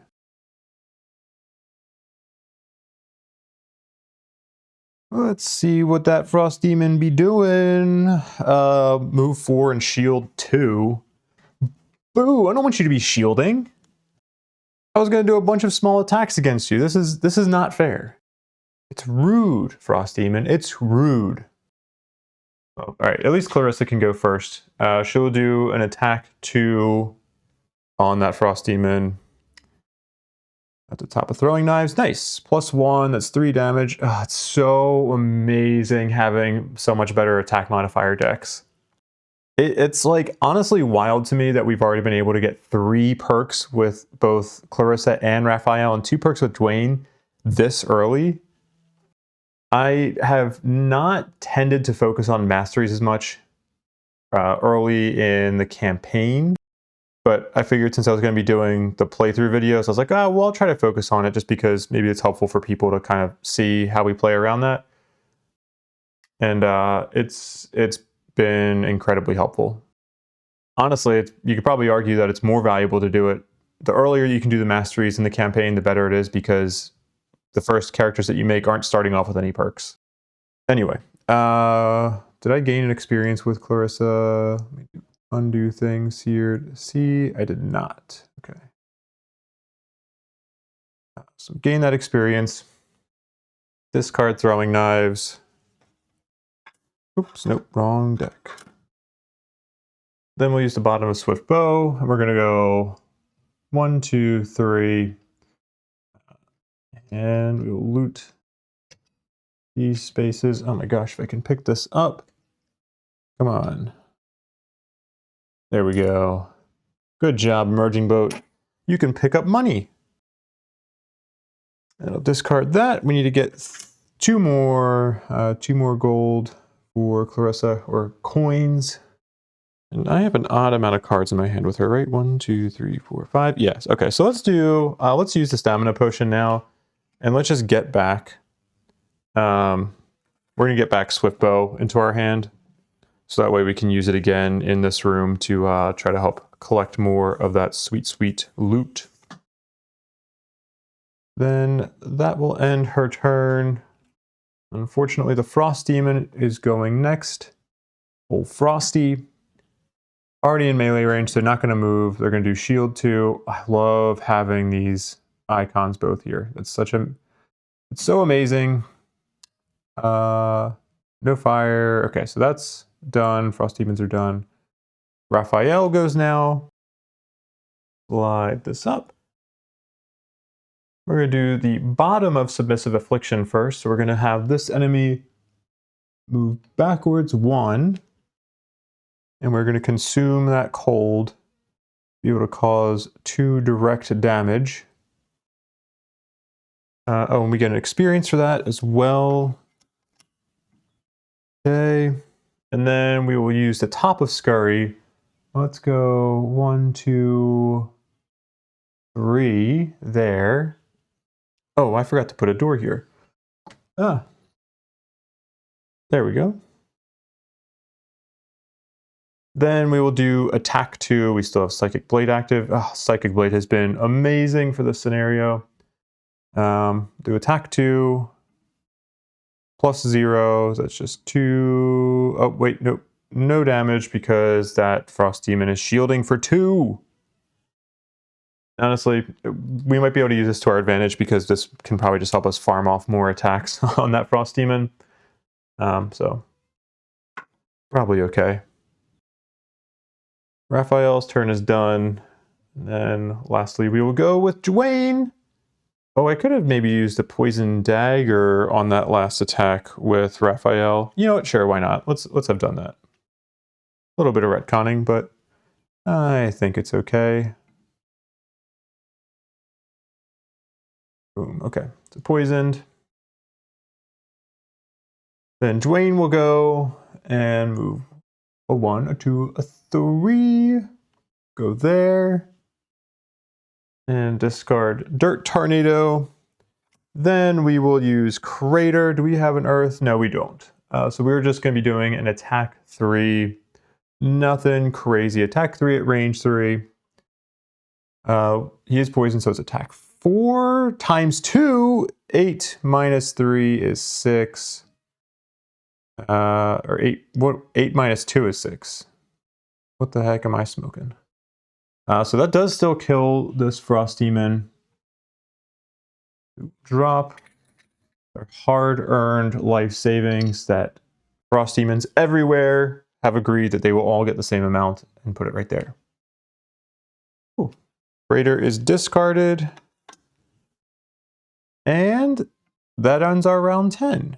I can click the right things. Confirm. Boom. I am actually going to retcon something really quickly. When we did that move on that Frost Demon, we're going to say that we had moved it onto this space. So that way I can have the money tokens centralized there. And then our Mindthief would have had to move 1, 2, 3. We'll say he moved up there to avoid getting that retaliate damage. And then I think everything else is okay. For round 11, we're going to have Clarissa just land on that loot token that is between her and Dwayne. And then we're going to prep Stick to the Shadows for the next room. We'll probably still end up resting with her in between now and the next room, but for now she can get that card out. Then Dwayne is going to, I haven't really thought about how we're going to do the healing here, but we're going to do a move 3 and heal some. And then Raphael is just going to long rest.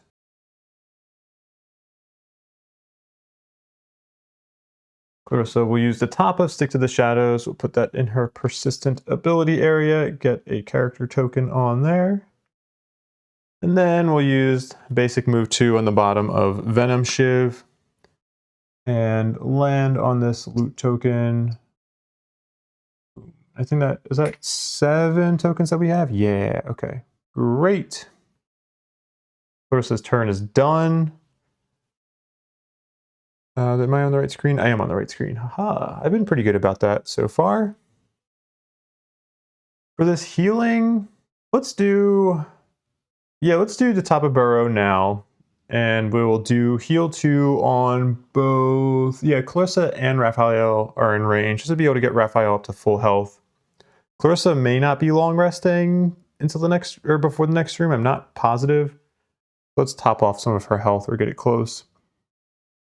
So heal 2 on Clarissa, heal 2 on Raphael. Generate Earth. Infuse Earth. Dang it. Messed it up. Infuse Earth, and that will discard Burrow. And then we'll just do move 3 with backup ammunition. 1, 2. Oh, Clarissa, look! I could land on the money. I could steal your money, but I'm not going to because we're a friendly Cragheart. We are all unselfish and are happy to let you just take all that money to get closer to your mastery. That'll end Cragheart's turn. Raphael, long rest, heals 2, refreshes his poison dagger. Do I want to discard Psychic Blade? I think I probably do, right? Because I have 1, 2, 3, 4, 5, 6, 7, 8 cards. I would go down to 7. Yeah, I'm going to discard Psychic Blade. And then I get to pick which one I lose. I'm gonna discard. Yeah, I'll lose Scurry. I haven't really been great at using getting the most out of this move 3 on the top, I don't think. And that loot 2 loss, I'm not looking to really use it because I'm letting Clarissa get everything. So we'll lose that. I think we keep some of our best cards. We will have some fun loss actions coming up soon. That'll end Raphael's turn, and we will go into the next round. Alright, for this round, Clarissa is just going to run up, grab those loot tokens, do nothing with her top action, and then Raphael is going to go get closer to this southern door over here and get the Psychic Blade back out, and we're just going to have Dwayne take a little nappy nap. Nice and easy. He just needs to get a little bit of health back. Draw. We're only going to use 3 of the movement on Smoke Bomb here. So we're going to go 1, 2, 3, land on top of these coins. And bring us up to 9 total. And that is done, and then she's not going to do anything with her top action, so we discard both of these. And then that will bring us to Raphael's turn. Raphael is going to start just doing a move 4. 1, 2, 3, 4. Discard Pilfer. And then we're going to use the top of Psychic Blade. Get an experience for using that augment. Then we will have that nice melee enhancer there. A range without range. That ends Raphael's turn. Then Dwayne goes, gets his 2 health back. We get Weathered Boots back as well. And then we will pick the card that we want to lose. This could be a little bit of a risky decision, but I think we're going to lose Dirt Tornado. Because I think if I get a chance to infuse Earth, I'm going to want to use it for other things, like other lost cards. But this is, like, even if you don't have Earth to use with this is still a really nice room opener because you can just muddle a bunch of things. So I'm a little scared. Like, I think the biggest risk is if there's going to be a lot of living spirits in this room, because if that's the case, well, if that's the case, in Dirt Tornado isn't going to do that much anyway, but they have ranged attacks, so that makes me a little nervous, but I think I'm going to lose that card. That'll end Dwayne's turn, and that will end round 12. I'm really just going to kind of wing it here. I'm going to have Clarissa go first early and just do a big move, get into the store, and then maybe come out to around here, and then do the top of Swift Bow to get a little ranged attack off. Then I'm going to go late with both Raphael and Dwayne. Raphael is hoping that an enemy will come into this doorway here so that he can get off the bottom of Mind's Weakness and the top of Frigid Apparition. Do a little bit of damage, get a cold element generated for next turn. We'll see how that goes. And then Dwayne is going to do the bottom of backup ammunition to get into some position somewhere. And then use the top of Massive Boulder just mainly for the earth element generation. But I don't know. I tried to think of a better plan for this round, but until I know what's in that door, I'm not really sure what to do, so I figure I'll just generate some elements and see what happens. And draw. Clarissa goes first. She will use bottom of Backstab to do a move 1, 2, 3, 4 into this doorway. And we will see what awaits us here. Check for any flavor text. Door 2. Oh, 1 second. Okay, there we go. No flavor text, just some stuff to set up here. Looks like a lot of shit. Give me 1 second and we'll get that right out. Boom. There we go. That is a lot of enemies. These 2 traps here are stun traps. It's a little hard to tell from like your viewing angle, but these little white blobs are little pillars. It looks much better for me. I don't know. I would see if I can work on that camera angle, but I do like keeping the top down. I'll see if I have any fun ideas, but yeah, those are obstacles. And unless Clarissa moves out of this spot, she is going to get absolutely demolished. Our hounds are going to be moving forward and attacking too, so they're going to be able to get up to the Mindthief if they really wanted to. But these living spirits effectively have a range 4, because they're going to be flying 2 and then attacking from a range of 2. 1, 2, 3, 4. Yeah, so basically, as long as we get out of that doorway, then we'll at least be safe from the majority of the attacks. And then after all the living spirits go, we'll see where the Frost Demon ends up going. But I'm not actually worried about him getting an attack off. We'll see if he actually moves. But for Clarissa, I'm going to move back 1 space. Let's go here. I don't think it really matters if we go here or here. Let's go here. Then we still want to attack, so I'm going to attack the lower initiative hound because lower initiative hound is going to be attacking from here. I would love to be able to just kill that lower initiative, like one of the hounds this round. So between Clarissa's attack and then Raphael's attacks, we should be able to do that. Oh, actually, so I think I actually want to go here because I may want to move Cragheart into the doorway. I'll see. Actually, maybe not, because then Frost Demon would be in range to attack. All right, yeah, let's just stay here. I'll figure it out. So Backstab is discarded. Then we're going to do top of Swift Bow, do an attack 3, range 5, which is actually going to be an attack 4 poison. Let's see what we get. Ooh, all right, that is that might slightly change up how I do this. But that's going to be 5 damage and poison on Hound 6. 5 and poison.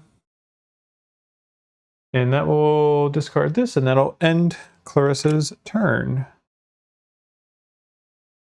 Then the hounds go. Hound 6 will start, and 1, 2, 3 go get its payback on Clarissa.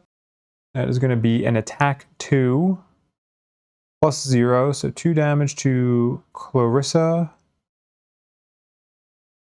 And then Hound 8 will go. 1, 2, 3, 4. Again, attack 2 on Clarissa. +0. Okay, so 4 damage to Clarissa. Not terrible. It's tolerable. Tolerable. Sometimes I feel like I'm really good at enunciating. Sometimes I feel like I am dog shit. Dog shit. There we go. That was good enunciation. That ends the Hound's round. Well, yeah, I mean, technically it's their round. Then this will come out. We will bump up Raphael's cards. Then, what order I want to do this in? Let's do bottom of mind's weakness on Hound 6. So we're going to do attack 1, which is really an attack 2 because of the poison. Attack 2 wound on Hound 6. +1. All right, so the wound doesn't matter. That will just kill Hound 6. We will put a nice little goodie there for Clarissa. That dealt exactly 3 damage. That will come out.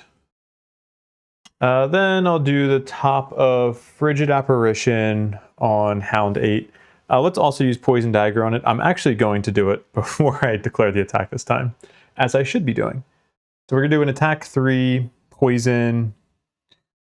Attack 3, poison. Nice. Another +1. That's going to be 4 damage. And poison. And we're going to get what? Retaliate it for 2, I believe. Oh, just retaliate 1. That's not bad. Okay, and that will generate the ice element. Do that. Infuse. Dang it. I've lost it. I was getting the habit of it, and then I lost it. That will end Raphael's turn, bringing on the spirits that do be living. And am I crazy? They had a fly here. Let me click a card real quick. Let's see if we can... I don't know why that's like that. I swear it was not that bad a second ago. Anyway, move to attack 4 at range 2. They're all going to focus on Clarissa, but none of them can get in range to attack. 1, 2. Is there any way that I want to do this specially? Ooh, actually, yeah, I think so. So then let's have you move 1, 2 there. Then you move 1, 2 there. And then you... are you just going to move 1? I think so. Because that moving over here would not... there is where I was pointing. That would not shorten your path. So this might make it worth it for me to take this attack from Frost Demon for the collateral damage I can do for Massive Boulder. Okay. The cold... Would the cold actually generate here? I'd have to double check because I think the answer is yes. Yeah, they would. Anyway, we already have the cold element generated. So we'll move along and move on to Dwayne's turn. Push this right on up. Clarissa's going to be real upset about this, but Dwayne's going to move 3 onto this little space right here, which is going to have our loot token, if I can somehow pick it up. There we go. 1, 2, 3. Let's just track that now so I don't forget. And that's going to discard the bottom, or discard backup ammunition. And then we're going to do the top of Massive Boulder and throw a massive, big-ass boulder right at Living Spirit number 3. We're going to do an attack 3 at range 2. I don't know why I was thinking I had advantage. I do not. Okay, that's +0, so that's going to be 1 damage to Living Spirit 3, and then 1 damage to all adjacent allies and enemies. That's going to be 1 damage to every single Living Spirit, which is pretty good. Taking out 33% of 4 enemies is pretty nice for 1 ability. Then we will generate Infuse. I didn't finish it. It doesn't count. Infuse Earth, and then we'll discard this. Sadly, no experience there. Dwayne's turn is done. Now Frost Demon is going to take advantage of Dwayne's arrogance, or I don't know the word I'm looking for. Let's put him there, so that way we leave a little bit more of a clear path if somebody wants to go for that treasure chest in the back. And we'll get a friendly old attack 4 onto. Oof. Ooh, that was not so friendly. I think I'm actually just going to lose a card. 6 is a lot, and I have plenty of cards with Cragheart right now, so I'm going to get rid of... let's get rid of Crushing Grasp. I don't really have any special need for it. I think I'm going to be doing a bunch of lost cards pretty soon. Then we'll end Frost Demon's turn and end the round. I was thinking about having Clarissa long rest, but I think I'm actually going to have her short rest because I would like to get Swiftbow back for this round, I think. So I'm going to do a little shuffle. 3, 2, 1. Of course, I'm going to lose a health, so I can keep that. And then do another shuffle here. 3, 2, 1. Boom. Smoke bomb. Okay, that's fine. I just care about getting my loot tokens. For round 14, we're going to have... Did I do this in the right order? I did. We're going to have Raphael go first, and all I care about right now is just... We're just going to get off a bunch of loss attacks. Hopefully maybe leave like one enemy standing at the end of this round. Yeah, Raphael and Dwayne are going to focus on getting a bunch of experience. Clarissa is going to focus on getting some gold and maybe getting a hand with trying to go for this chest in the back at some point. But we only have a couple rounds left, but yeah, let's just kick it off. And draw. Okay, we have Raphael and Dwayne both going before all the enemies. Let's see, the wolf is doing move 4, attack 2. Who cares? Living Spirit is doing attack 2 at range 3 and muddle. Hopefully, who cares? And then Frost Demon is doing their group hug again. Raphael starts. We're going to do the top of Perverse Edge. So this is going to be attack.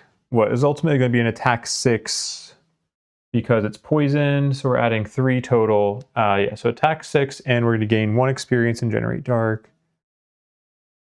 Attack 6. Boom. Is that going to help me at all? Well, it's not, because that would be after the attack, right? Yes, okay. So that'll kill Hound 8 and leave a little money token. We'll see which one Clarissa wants to go for. And that will generate, I'm sorry, Infuse Dark. I want to be better about it. I also keep calling the money tokens loot tokens, but whatever.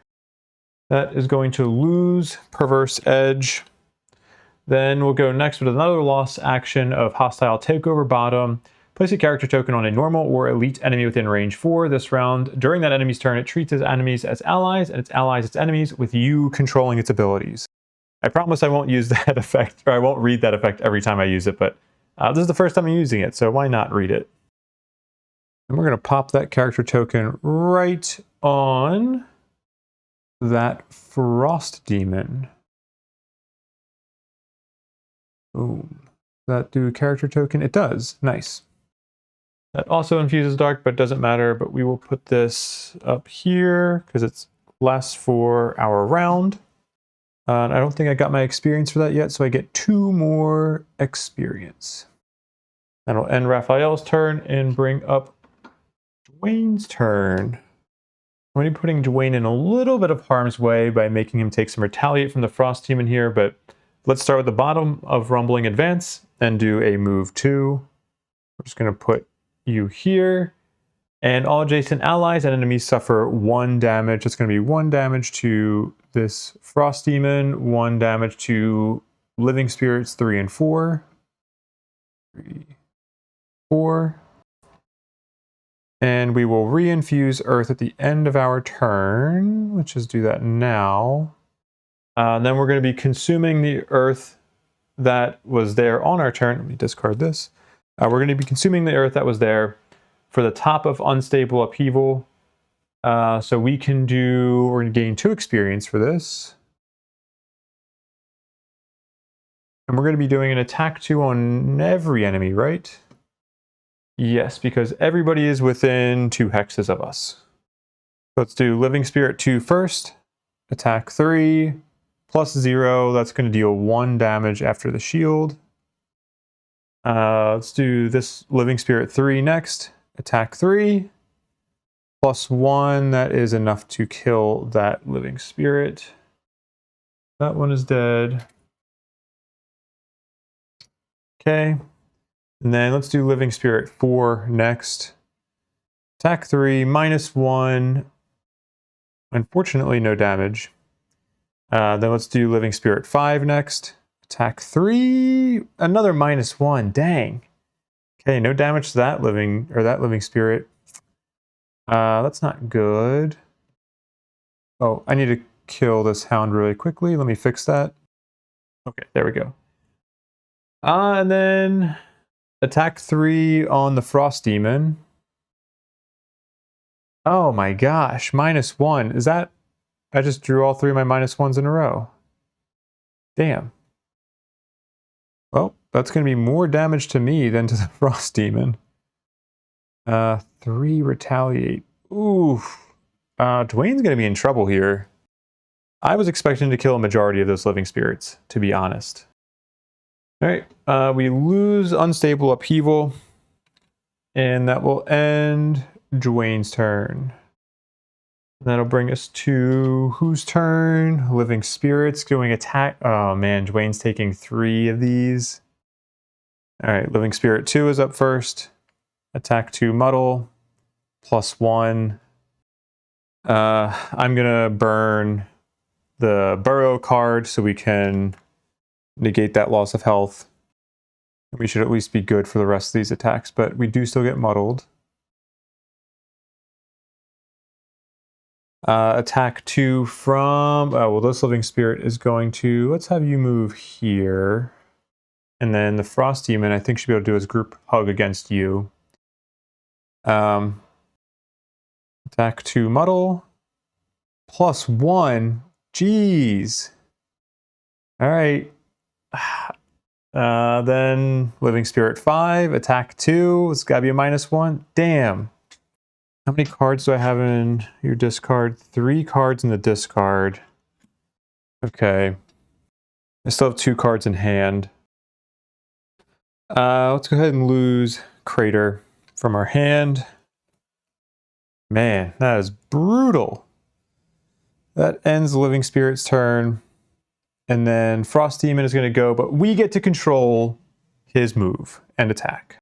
Raphael is going to command this Frost Demon to move 1, 2 here, and then do an attack 4 against both of these Living Spirits. Do attack 4 on Living Spirit 4 first. It's -1, 3, -2 from the shield. That's 1 damage. That's all we need. Right? Am I doing that math right? Yes. Heck yeah.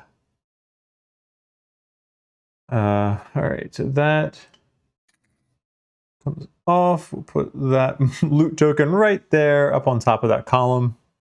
And then attack 4 on this other Living Spirit. Of course, this is when all the negative modifiers come out because I drew all the positive ones on my turn. So that's just 1 damage to that Living Spirit.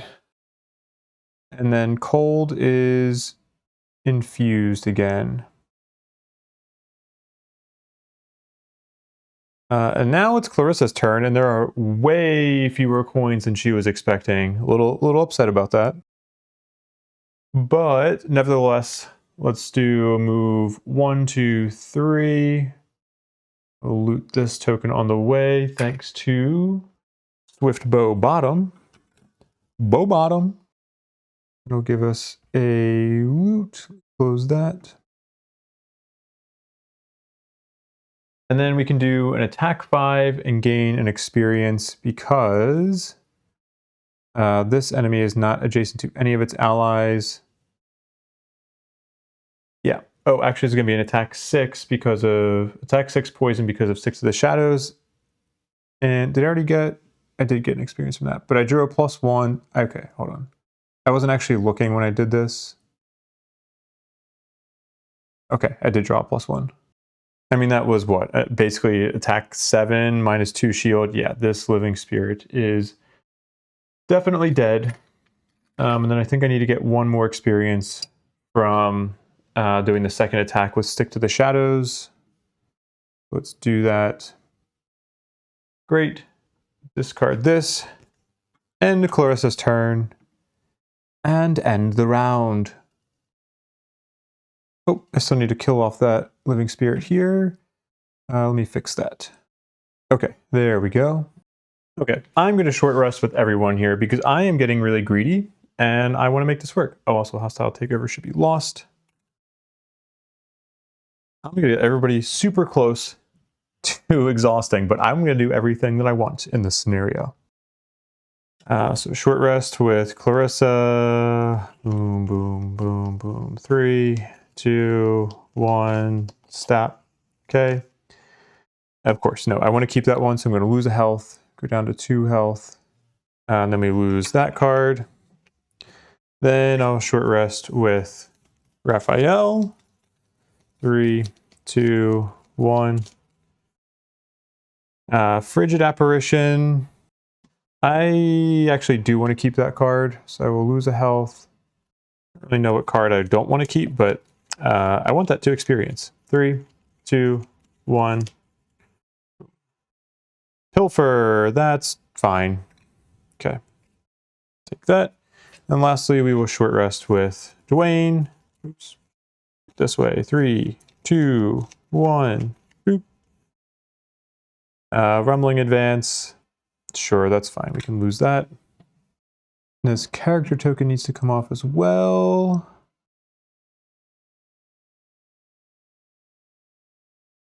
Oh, you know what? Actually, I switched to the screen and then I was like, I'm going to change something up. So let's just move these around really quickly. Give me 1 second. There we go. That's what I want.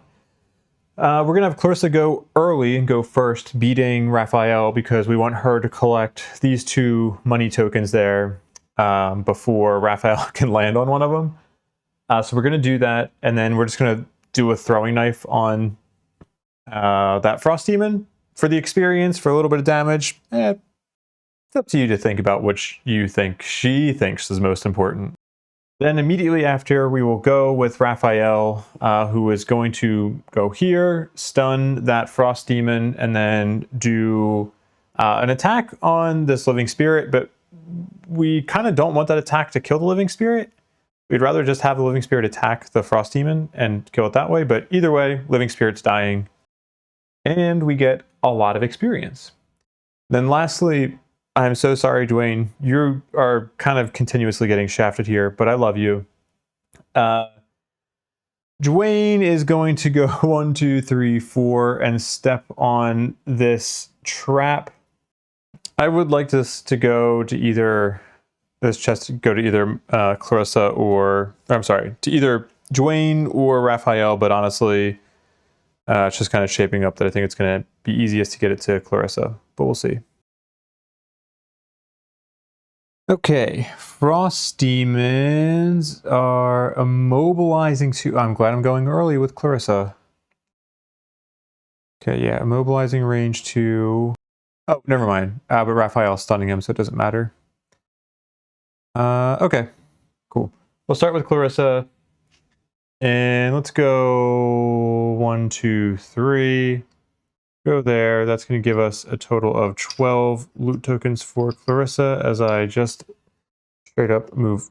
Cause an earthquake in here. Oh my gosh. Okay. 2 loot tokens, 2 gold tokens. Sorry. Move 3. That is done. And then we're going to do the top of throwing knives. We're going to get an experience for that. And then, yeah, I mean, Clarissa is just getting so much stuff. Then we're going to do an attack 2 on that Frost Demon, which is actually going to be an attack 3 poison. So our last one of these. Attack 3 poison plus 2. Okay, that's attack 5 poison. Excellent. Discard throwing knives. And end Clarissa's turn. Raphael will go do the bottom. Oh, sorry. I'm going to move these into position here. We're going to do the bottom of Frigid Apparition. We're going to get 2 experience. 1, 2. And then we're going to do a move 4. 1, 2, 1, 2, 3, 4. Just bumping into everybody unnecessarily. Then we're going to do an attack 2. Actually, I don't really need to be adjacent for this one. But I will need to be adjacent for the Living Spirits attack. So attack 2, stun, it's poison, so attack 3. Okay, it's going to be attack 6. Or 6 damage, that's going to kill it. That is unexpected. Okay, we're going to reinfuse cold. Okay, interesting. We'll lose that. And then we're just going to do the top of the mind's weakness. We're going to get the experience for that, but I'm not actually going to do the attacks. I don't want to risk killing that living spirit this round yet. Okay, we need to put a gold token down there. We'll end Raphael's turn. The Frost Demon is dead, so it does nothing. Then Dwayne is up. Dwayne, you are a champion. And I'm sorry, but I can't risk giving you this experience for Earth and Clod. So we're just going to do a move 4. 1, 2, 3, 4. Step into. I think these are just stun traps, right? Let me double check. Yes, it is just a stun trap. Okay. Wow, that worked better than expected. So you are there, but you are stunned, so close to that treasure chest. But your sacrifice is noted. Stun. Okay. And yeah, both of these are going to get discarded. That'll end your turn. But hey, you're going to be making progress on your personal quest this scenario, so that's great for you. Okay, end your turn. Ooh, doing an attack 4 on Clarissa. Oof. Yeah, this did not go as I wanted, but go here. An attack 4 on Clarissa. Ooh, 5. That's okay. I'm going to lose 2 cards from my discard pile, so I have 1 card in my discard now, 2 cards in my hand. I'm okay. And then they're going to heal 1, end their turn, end the round. For this round, Clarissa's going for that chest. Raphael is going to get that last kill, maybe get a loot token. And yeah, Dwayne's just going to rest. Long rest. Go here and draw. So Clarissa starts. She's going to do the bottom of backstab. Move 6. 1, 2, 3, 4 onto this chest. Okay, put that there. Oh, geez. What do we get? Clarissa is looting treasure 4. Yes. We get the Cloak of Phasing. During your turn, designate the hex you are occupying and add jump to all your move abilities. At the end of your turn, teleport to the designated hex. Ooh, honestly, this could be good for everybody. I think this is going to be especially good for Clarissa. This would have also been amazing for Raphael. Okay, just grabbed it. Give that to Clarissa because Clarissa obviously needs more spoils. Amazing. Okay. Alright, cool. And basic attack 2 does nothing. We're at the top of that. Clarissa ends her turn. Boom. Go up to Raphael's turn now. The real hero who's going to end the scenario. Actually, I'm going to say Dwayne's the real hero. Dwayne has just been sacrificing nonstop and was a tank. Like, did everything last scenario. Is probably going to be the star of this scenario too. I should be good. I should be guaranteed to kill. Do I want an experience or do I want the gold? Let's go for the gold. We're going to do the bottom of Submissive Affliction to go onto this little gold piece. Okay, we'll loot that. Boom. Discard that, and then we'll do the top of Hidden in the Shadows. This is going to be an attack 4 at advantage because we have the Mind's Weakness out. So 5 or 0. 5 minus 2 is 3 damage. That is going to kill this living spirit. I'm not going to bother putting another token out because it's pointless. And then Dwayne goes. He's still less than half health, so he'll still progress his personal quest. Boom, we are done. We have finished that scenario. Now let's jump over to Foreteller for our conclusion. With the last of your adversaries dead, you approach the back of the cavern, where a small blue sphere floats above the floor. It's unbearably cold to the touch, and you have to wrap it in a cloak just to get it back to the crooked bone. Hale marvels at the orb. This is an extremely powerful artifact. A rift in our plane, somehow contained within a spherical barrier. This would be disastrous if it fell into the wrong hands. She looks up at you. My hands are the right hands, just so we're clear. She gazes at the artifact again in deep thought. I have an idea, and since you're here, Hale's eyes brighten. I'm going to perform an experiment on you. You stumble back and trip over a decrepit bar stool. Oh, don't be babies about it. She chides. I'm pretty sure this will end well. The enchanter holds the orb to your heads, and you feel power rushing into you. Raw strength from far distant planes. Hale gives a satisfied grunt. See? It worked exactly as expected. This is followed immediately by a frown, and you feel the power rushing out just as quickly as it came in. She gazes again into the artifact, talking to herself. Exactly as expected. You know, given enough gold as a containment medium, I bet I could create an effect that was a little more permanent. If you were interested in that sort of thing. Hale yawns and pushes the orb back to you. Until then, hang on to it yourselves.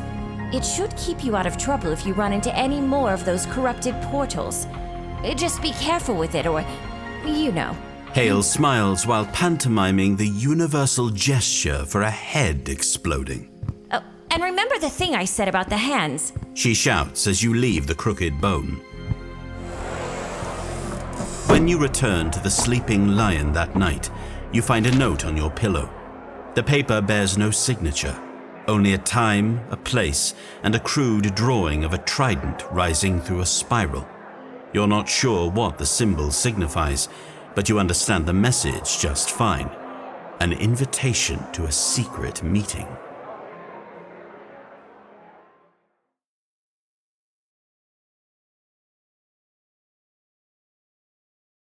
All right, so we've got a sick orb and we have an invitation to a secret meeting. That's awesome. Rewards: gain 1 military reputation and 1 prosperity.